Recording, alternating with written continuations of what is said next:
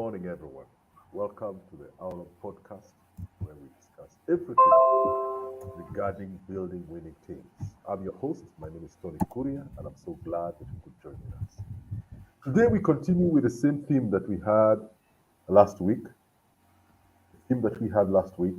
which is the mid-level manager. We're discussing about the mid-level manager, and today we want to talk about how do you develop the mid-level manager.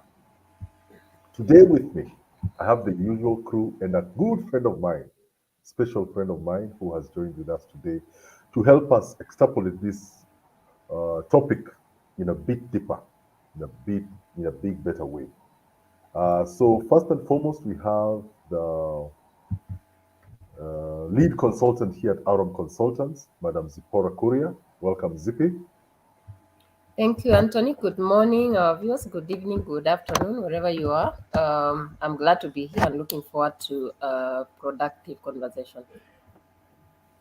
Yes, and also, uh, after quite a while, is my very good friend, my peer, Mr. Peter Batha, Senior Manager in the banking sector. Welcome, Peter. Thank you very much, Tony. Glad to be back. Like you said, it's been a while. Thank you for remembering me. Greetings to our audience and welcome. Thank you. Yes, and finally, our HR specialist, the one who works with us here many times, helping us extrapolate things a bit differently, but I'm not sure whether today we'll be able to see her face. She's struggling a bit with her connection, but I'm sure she can communicate with us. Martha Thuku, a HR specialist. Welcome, Martha.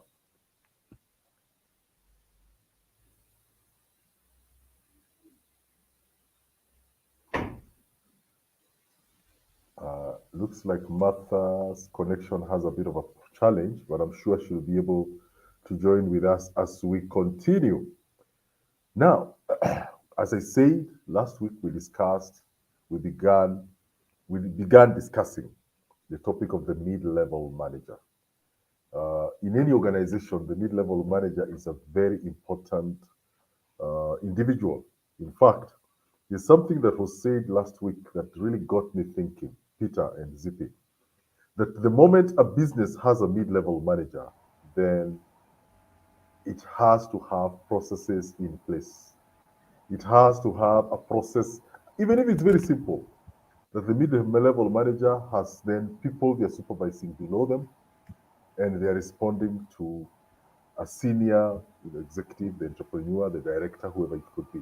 Therefore, it signals any company that has a mid-level manager then is starting to implement processes, and therefore developing capable and effective mid-level managers is essential for the growth and success of any organization. And today we want to discuss insights, strategies, and practices to nurture and empower mid-level managers in their professional journey. Let me start, Zippy. Let us start with you to help our audience now clearly understand how this goes. From you have been there. You as a HR consultant, you've helped companies put in processes in order to have mid-level managers flowing, being able to execute their mandate. However, from your experience, what are the reasons leaders fail to empower others? Thank you, Anthony. And I'm listening to you, and you're talking about processes, and I love processes because they make work easy, and they remove a lot of gray areas and misunderstandings that come at the workplace.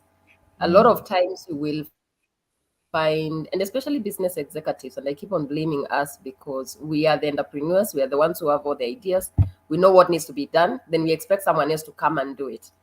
Then we don't put a system or a process in place that would help them understand how they need to be doing this, or we don't train them to understand. And a lot of times this brings in a lot of challenges. I've seen situations where all the ideas are in the CEO's mind, and it's Mhm. very interesting because when you engage them, they'll tell you, we have all these systems we are following, we have all this that is happening, until you say or you ask her, do you have anything in paper? and you realize there's nothing. It's actually all in their mind. Yeah, they expect their mid-level managers to execute that, and you start hearing comments of my people are not performing. We have so many people challenges, yet sometimes we create those challenges. But just to come back to your questions, why leaders sometimes don't empower others. I think there's something we keep on talking about the owners, and I like talking about from an executive's position because I've been there and I know sometimes it can be a challenge. But I also think it's a challenge with middle level managers where you've been given power and you're expected to support others and to empower other people. Where Yes. you always find there's the owners syndrome where it's me who knows how to do this best. Mm. And you're afraid if you give that responsibility to someone else, they will not do it as well. I remember one time we had a manager and she had someone who she was supporting. And she kept on telling me, it's better for me to actually do this because every time I give it to my junior, I end up redoing the work. Or, I end up, wondering, are they going to do the right thing?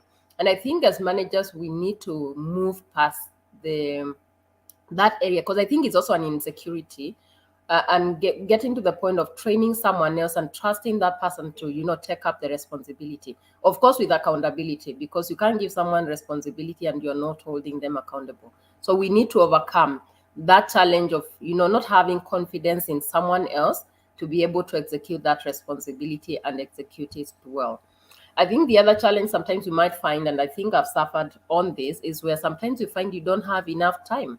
Maybe there's Mm. so many tasks that are competing for your attention, and you're wondering, what time do I have to train this person? And I think it's defeating in itself because you end up having so much workload on your table, yet you can actually delegate if you take time to train someone else. In as much as it's challenging, it takes time, it's expensive. But that's the only way you are able to actually grow, even yourself as a person, by helping someone else. So sometimes not creating that time can be a challenge in itself. So again, just to encourage us as managers, let's find time.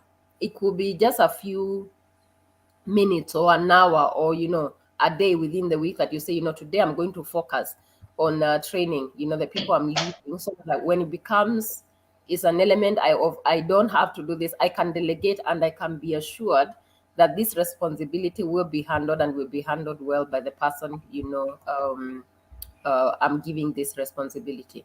Of course, sometimes when we get these opportunities, I think there's always that element of I love what I'm doing.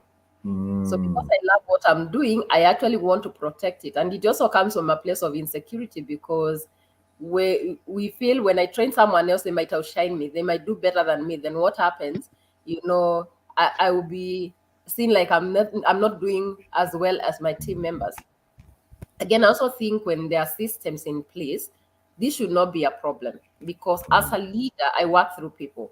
As a leader, I delegate, I make sure I'm supervising, I make sure I'm getting the results, and I'm holding those people accountable because if I don't do that, then what happens? I end up doing all the work myself. So I think we also need to move from that element of we are so overprotective of what we are doing.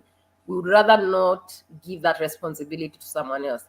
I've seen situations again where managers don't go on leave, and this sometimes makes me wonder, Yeah. um, because it's a very high risk for organizations, by the way, where you find this manager says, I can't go on leave because if I go on leave, work will not go on or things will collapse. And my Mm. question is always then what happens if you get incapacitated? What happens if you're not here today? Will the company close down? And as organizations, we must start getting to that point of succession planning. And succession planning, you're not planning because someone is exiting. You're planning because tomorrow you don't know, there could be an eventuality, where someone else needs to step into your shoes and run, that department in your absentia and without looking for you. You need to be able to go for leave for 2 weeks or even a month without us having to look for you, and work will still continue.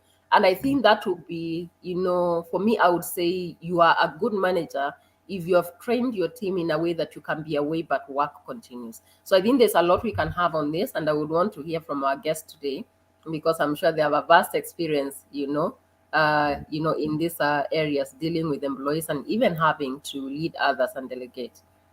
Indeed, indeed, Zippy. Those are very, very good points. Peter, you've been there, done that. First and foremost, Uh, before you even answer the question, at least let our audience know how long you've been in management and now why it becomes difficult for leaders to empower others. Thank you very much, Tony, once again for hosting me today and even giving me the opportunity to just share my experience, especially in the corporate space and in management. You've requested that I share with the audience a bit of my background. So I've been in management position in the banking sector for the last 20 years. And before that, I had the experience of, again, leading teams and just playing the management role in different organizations, starting with the education sector and the IT industry, where I did about 7 years before I joined the banking sector. So I would say in total about 27 years. And I'm glad we are having this discussion. And I hope in our audience we have people who are looking forward to getting into management. And again, also those who are in management looking to grow.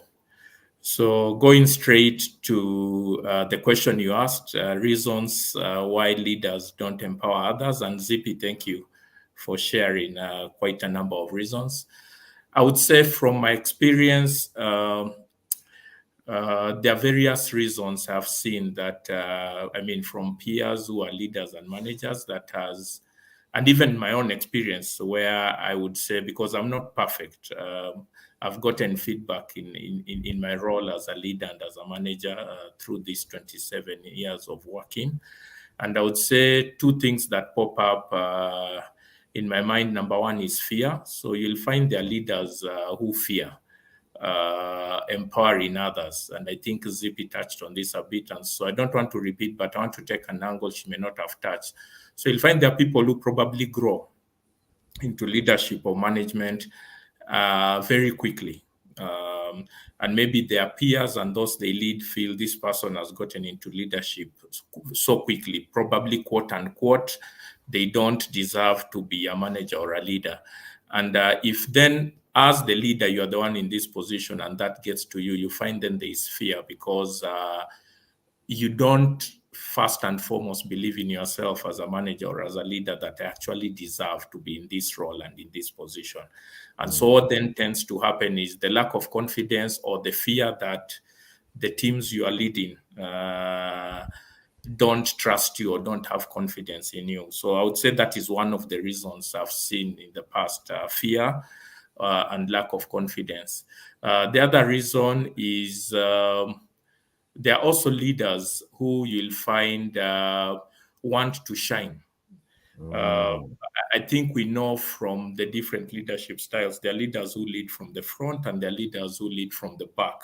I don't think there's a right or wrong style of leadership, but one of the things I've learned again from experience is when you give your teams the opportunity to grow and also get into leadership or management, it helps you a lot as a leader.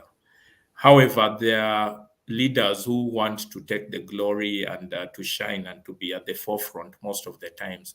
And so you'll find in such a case, such a leader curtails. Instead of empowering, they will actually be blocking those under them from growing into these leadership roles. So I think those are the 2 points, Tony, that come to mind without having to reiterate what Zippy had shared before. And maybe to conclude, to just say, I think I like this saying that says everything rises and falls on leadership. So again, as a leader today, and I'm addressing those of us in the audience, those of us who are leaders or managers, always remember, I think they said the greatest legacy is if you can walk away and what you are doing or the area you are leading continues doing well or even does better, because it means then you've managed to empower those under you to take up from you. So thank you, Tony. Wow, Peter, that was really good. In fact, to the audience who are listening to us, watching and listening to us via YouTube, Facebook, if you have a comment, you've liked what Peter has just said, what Zippy has is, added. Or you are differing, unasema pana, that point, I think you have exaggerated. I think you are a bit wrong. Kindly send in your comments. We can be able to view them live as we continue. So kindly chat us as we go. If you have a question you want to understand, Zippy, what did you mean by this? Peter, can you elaborate further? Kindly send in your question and comments. We will highlight them and bring them in as we continue. Now, Tony, just allow me to add something that has just come sir, to mind again yes, from a place of experience. And I like talking from my own experience. Sometimes you delegate to a team member and they fail. And of course, as a leader, you take the response. hit because it's your responsibility. And I think sometimes what happens, the fear, and what Peter was talking about also, the fear of sometimes also not being sure you're there. You've given this responsibility to someone and they have failed, and you're thinking, really, do I really need to work with this person? So instead of looking at this person like they're still able to do this, you start seeing them, they're not able to handle this responsibility. So you don't actually even assign them any tasks that are challenging because of that element of, the past failure. And the other thing that I'm thinking about, and as I've seen this, is where as a leader, I always feel probably I have all the ideas or I know better than my team members. And really, you'll be surprised, and especially with the young generation. And I know we have struggled with the different generations that are coming to work. When you compare the guys who have been there for many years, like Peter, and now you're having the guys who are coming from school, Peter, who are probably your children, and you are struggling to understand this generation and how you can reason together and work together.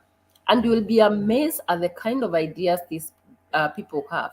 So I think also as leaders, as we look at empowering others, it's important for us to engage them and to understand what you have to contribute to this, so that it's also not one-sided. We are giving that opportunity to come out and say, I want to really do this, so that again it doesn't become like we are forcing them or we are empowering them to do something that they're not interested in. But they have really, really many good ideas that they bring on the table when they are given the opportunity. What I have realized, when you don't give them the opportunity, and when we do surveys, Anthony, you've seen this, people tend to withhold. So they can see, as an organization, as a department, you are making big mistakes. But because you're not asking, or you're not, showing that they're important, they withhold. They don't give you the ideas. They don't give you the information you need to be able to succeed. So Exactly. bringing that, synergy, I think, is also very critical for us when we're trying to empower other, team members. A good leader is a leader who will, at the end of the day, say, this is the impact I've made on my people. That if I'm not here today, what I did will be seen in the people that I was working with. We can be able to see the imprint of what you've been doing through your people, not just because of what you have done, but through what your people have done. Thank you, Zippy. Unfortunately, Martha, our other guest, is really struggling. I think she has internet connection issues. So I'll go to the second point. Because our idea was, how do you develop? We have seen how not to develop. Now let us look at how do you do it in a manner that is better. So, Peter, let me start with you. From your perspective, I know in those 20 plus years that you've been in leadership, you've gotten an opportunity, whether knowingly or not, you've gotten an opportunity to mentor and develop leaders. So, if somebody was to ask you, Peter, how then do you develop a better leadership team? In a nutshell, what would you tell them? Again, thank you, Tony. And as I answer, how do you develop leaders Yes, under you, or even amongst the teams you work with? yes, I will share again from my experience, and also look at some of the leaders we consider to be successful. And sure. I think I want to start by saying the best way to develop leaders is to demonstrate leadership yourself. More often than not, it is said people will tend to do what they see you do more than Yes, what you say or tell them to do. And I've had great leaders in my own working life, both in the professional line of work and even in other social sectors. And when I look back, and if you are to ask me who are some of the people who you consider to have influenced you or to have influenced me in leadership, I will tell you those who come to mind is not just about their names. It's Mm, how they led. It's mm, how they gave direction. Okay, mhm, so that is number one, how you actually lead, because your followers will tend to do what they see you do. And mm, this is where, just touching on what Zippy was talking about earlier, where as a leader, when you're cognizant of that, sometimes you wonder, so when I'm going through a challenging situation, how do I do it so yes. that when my followers look at me or observe, they don't see a leader who is poor in his way of leading or managing? And Mm, this is where, again, you consult. So, one is how do you demonstrate leadership? Number two yes. is to consult and engage your peers who you may be at the same level, and Mm, even downwards. I've actually found this very interesting. A number of times in my leadership position, I've been faced with challenges, and I don't seem to be seeing the way through or the answer. And mm, interestingly, when I pull in the teams under me and I share the scenario I'm facing, you actually find they have solutions. Just mm, touching on what ZP was saying earlier, being a leader doesn't mean you know everything.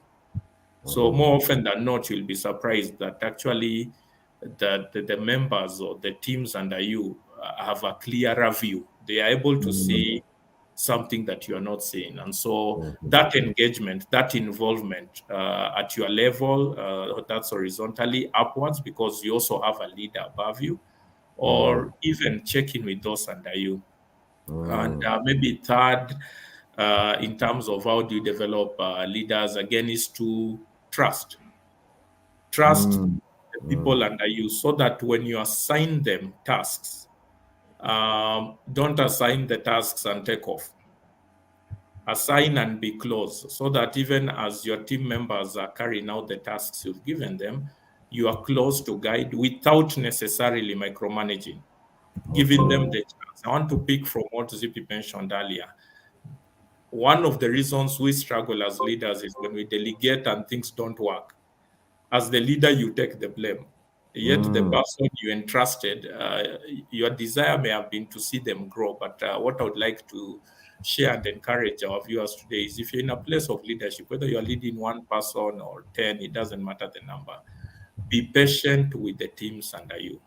Because if you mm. are to be candid, those of us who are leaders, there were leaders above us who are also patient with us at the beginning, Sure. who who were patient when we made mistakes and corrected us. And so I would encourage those who are watching us today, if you're in a place of leadership and you're delegating, delegation is one of the hardest tasks for leaders. Yeah. I think the key word here is trust. So trust and guide. So when Mm, you've given somebody a task and they struggle and they don't do it the way you expected, take time with them. It doesn't have to be a long period, and just ask them, what are the challenges you faced? How do you think it could have been done differently for you to be more successful? And as you do this over time, people learn and people improve, and you'll actually realize you're able to bring up leaders. And so mm. let me just share those 3 points for now, Tony, because I'm sure you'll want to hear from ZP as well. Peter, that is awesome. Now, that is what a practical guy on the ground, they call them boots on the ground.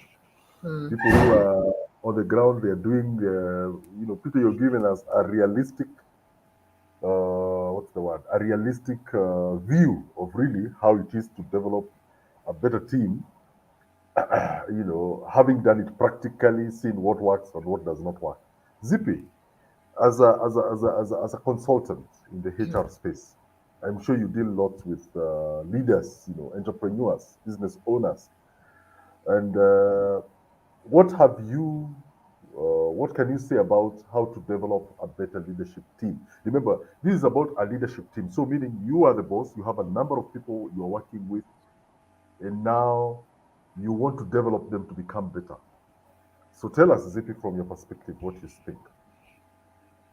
Thank you, Anthony, and thank you, Peter, for those points. And I want to pick from what Peter said when we were beginning. Everything rises and falls on leadership. And when you're looking at building a leadership team, I think it's very important for the team to understand, or for the leaders to understand the essence of the business, where the business is going, the strategy of the business, what is expected of them. And I think we need to develop the culture of communicating the vision, the mission very clearly. Sometimes it saddens me when we have a mission and a vision and it's just a statement that we don't really think through, and especially maybe not to the big corporates, but maybe the small enterprises and the medium-sized enterprises. We need to start thinking about this vision we have come up with, this mission. What does it really mean to us? Is it just a statement we came up with, or is it driving the business towards where it needs to go? And I think communicating that is very critical. And that also brings up the other issue of values, because values are also the core of the business. When you're looking at your leadership team, are they having the values that are aligned to the business? Because if their values are not aligned to the business, then as you start building this team, you will struggle. You'll start realizing you're probably pulling towards different directions. So one of the things I would say, as a leader, you need to clearly communicate the business mission, vision, values, and where this business is going. Of course, you need to be very clear about the strategy of the business and the deliverables these leaders are expected to achieve. Because once that is clear, then becomes easier for everyone, because expectations are well defined. The other thing I'm thinking, for you to build a good leadership team, and I think, Anthony, this is where we do well when we train people, is to make sure learning is a priority. Now, from an HR perspective, you'll find, and we are likely to see this in the next half of the year with all the many taxes that are coming. The first thing we tend to cut down on is training budgets. We tend to cut down, budgets that would help our people grow and be able to deliver better results. And I think this is one area, to be honest, you can't ignore. And even if you did not have the budgets, I always say, within your team, there are people who can actually train. There are Yeah. people who can mentor. There are people who can coach. So you need to ask yourself, as a business, what do I have in my hands? What can I use? If I don't have the budgets to be able to engage someone to come and train for us or coach our team, then do I have people within who can do that? Sometimes it can be very simple areas that you need to train on. Sometimes it just needs to be, we need to read a book together, because it's part of learning. I remember one of our clients, we have actually, they have this culture of every once a month, they have a meeting for leaders where they actually read a book, you know and they read this book and they chambua the book. They get to understand, what does it mean for us as leaders, and what principles can we borrow and be able to apply. And these are inexpensive ways of being able to help you people learn, and you being able to grow them. The other thing is communicating, to the leaders, that they're making a difference in the organization.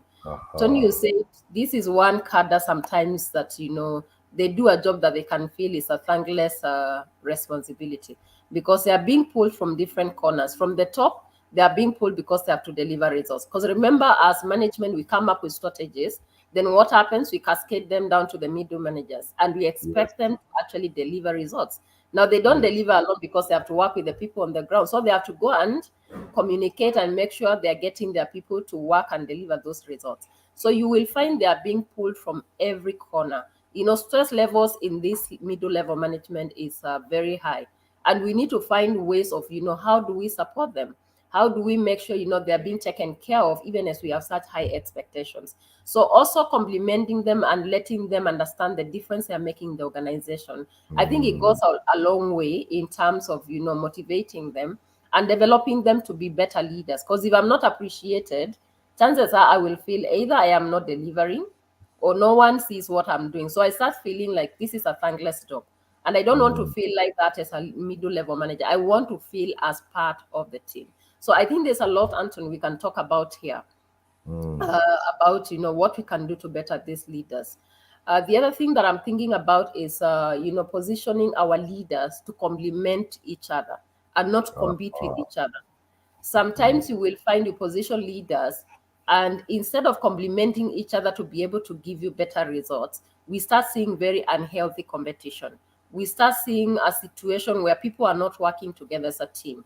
And this is where you find, again, we have to say we need to find, a way of bringing this team together. There's no teamwork. So why is there no teamwork between departments? Sometimes you'll probably find because the way we have positioned our leaders, the way we are developing them, we are not doing it in a way that they are complementing each other, but they're in a space where it's like they are really competing with each other. And I think that becomes very unhealthy for any organization. So just looking at some of these things that would be helpful, I think would be critical when we are developing our leadership teams. Back to you, Anthony.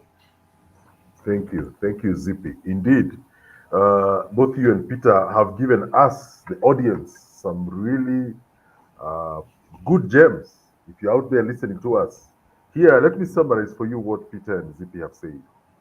One, demonstrate leadership yourself. How you lead is not just what you say. Two, consult above, horizontally, and below. You'll be surprised. Some of the best ideas actually come from the people you are leading.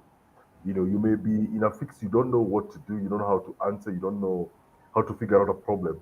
And as you discuss either horizontally or even the people you are leading, some of them have very, very good ideas. And that's something, Zippy, you also alluded to in the beginning, that sometimes when we don't consult with the people we are leading, you'll be surprised. They do have very good ideas. And that actually also goes, Peter, if you think about it, it goes also to senior management. They may be wondering how to figure out stuff. If they consult mid-level managers, because there are people that are below them, ideas pop up. Okay, ideas pop up. Then thirdly, is consult and engage. Okay, is trust the people that are under you. That ties to what you just said. That if you are going to ask them for ideas, then it means you've got to trust them, not only to give you ideas, but also to execute and to do, whatever you have delegated to them. Zippy, you mentioned communicating the company's mission, vision, and values, especially to the leaders. The leaders, especially Peter, you are working, worked in big organizations. You'll be surprised at smaller SMEs. As Zippy said, the vision, mission, and it's either in the leader's head or it's on the wall. It remains there. It never goes to the team, and that is something, uh, especially for SMEs, that's something that needs to be emphasized. That the top management needs to communicate and find a way to communicate to their mid-level managers the vision, mission, and values of the company. And then we said, set clear expectations of your team. Let learning remain a priority. Communicate the value of these mid-level managers to them. Let them feel appreciated, and then complement and not let them complement one another and not compete with one another. My friend, yani I've been writing notes. If I needed to take a thesis, my friend, you don't need to go very far. Peter, what's your final thoughts as we come to the close of our discussion today? Um, I think I want to touch on a point Zippy mentioned that is very important, and I'll just put it in a different way. I think Zippy also mentioned one of the key roles of leaders is sharing the vision and mission. And the way I normally simplify it with the teams I've led is to explain to the teams you lead why they do what they do. Answering the why is a very important role of a leader. So if you are reporting to me, why should let me take myself as an example. If I report to a leader, why do I wake up and go to that office? Why? Why don't I stay at home? Forget about paying bills and taking care of your day-to-day responsibilities. So the moment the why becomes clear, then you'll find the teams under you are motivated. And I think that is what ZP was referring to in terms of sharing the vision and mission. Today, I'll give you an example. I'm in the banking sector, Tony and ZP. And one of the things I keep drilling down my teams is always remember everything you do has an impact. Today, it may be a customer calling and saying, I'm in India for medical services and I'm swiping my credit card to pay so that I can go into surgery and it is not working. That may appear as a complaint, but if you think about it in reality, as a bank providing payment services, we are basically saying everything we do actually touches and changes lives. So it's easy to tell your team members what you are doing is touching and changing lives, but you need to break it down. You need to remind them, if you're an IT person and there's a system you are administering or managing, always remember at the end of the day, the reason you are doing that is to make sure you change a life somewhere. It may be near you or very far. And so answering that why is very important. If you are in the airline industry, your job may be considered very simple. Maybe it's just ticketing and making sure you get the customers who are boarding in their tickets on time and making sure they are well seated and they board carefully. But there's a bigger reason. Why are you doing that? Right? And so in whatever sector you are in today, whether you are a teacher, whether you're in the education sector, banking sector, SMEs, whether you run a business, I think the most important thing as a leader and as you raise other leaders is to answer the why. And then secondly is to also remember the impact of what you do to those you serve. Because if you're a leader or a manager, you are serving somebody. There's a customer at the end of it, but there are also teams under you. And Tony, you'll allow me, you and I have a passion for sports. Yes.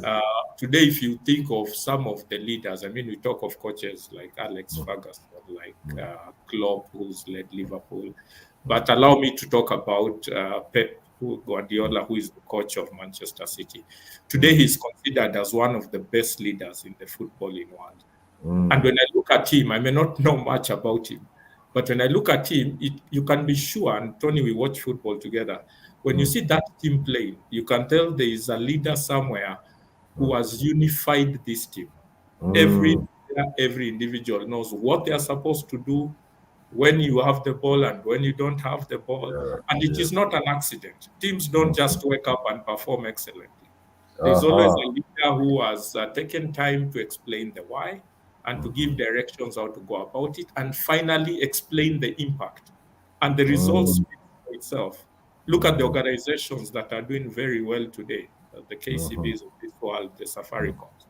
Those results are not accidental. It's a sign that there is a leader somewhere who has shared the vision, who has explained the why, and who has gone further to even impress upon the teams they are leading why do you do what you do and what is the impact in the lives of people you serve.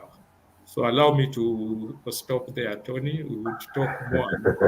I believe in conclusion, if you can answer the why and if you can help the teams you are leading, and even whether you are an executive with mid-management or mid-level managers, just showing them the impact they bring on board.